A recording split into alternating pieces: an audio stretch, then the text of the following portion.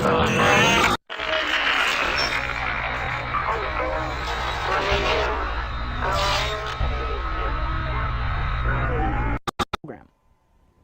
It states here that American citizens will be rounded up without warrants and imprisoned without trial for God knows how long.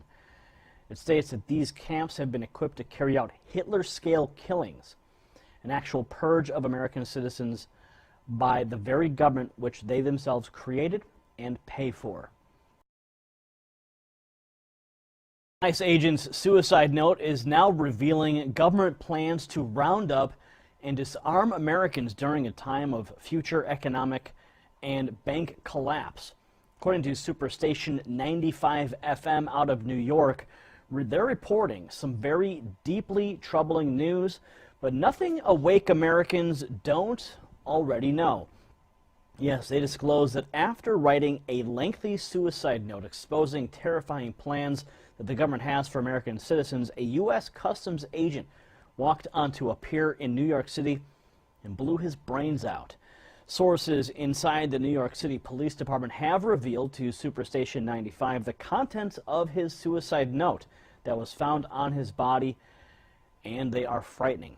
The note outlines why the officer chose to shoot himself. Quote, this is the words of his note: "The America I grew up in and cherished has been murdered by its own federal government.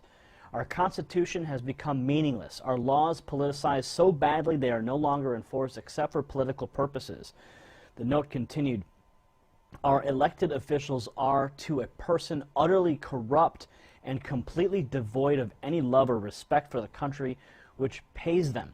To them, everything is about getting and keeping power and making illicit money from backroom deals."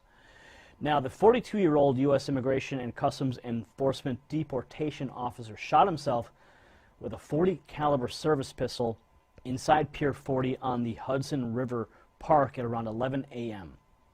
Apparently, a source at the scene described that the officer calmly walked into the park, took out his pistol, and shot himself in the head.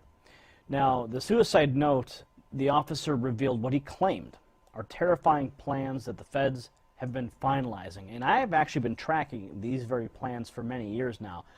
Made some documentary films on it as well. Quote, "If the American people knew what this government is planning, they would rise up and overthrow it. If I or anyone else in the federal government revealed what is coming, we would be killed anyway. So now I will reveal what I know. We in federal law enforcement have been drilling for several years to control riots and uprising from a coming financial collapse and widespread bank failure. The drills involve life-size images of American men, even women and children, whom we are told to shoot for practice and to get used to it. We've been told that the economy is terminally ill and we will fail in 2016.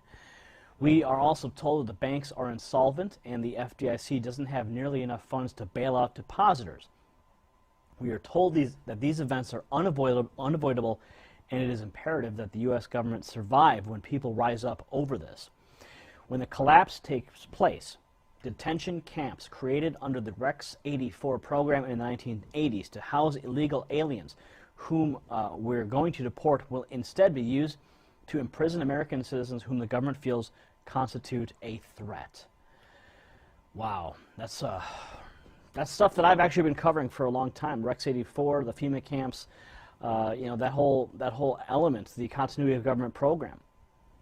It states here that American citizens will be rounded up without warrants and imprisoned without trial for God knows how long. It states that these camps have been equipped to carry out Hitler-scale killings, an actual purge of American citizens by the very government which they themselves created and pay for. And he wrote, "I cannot be party to this."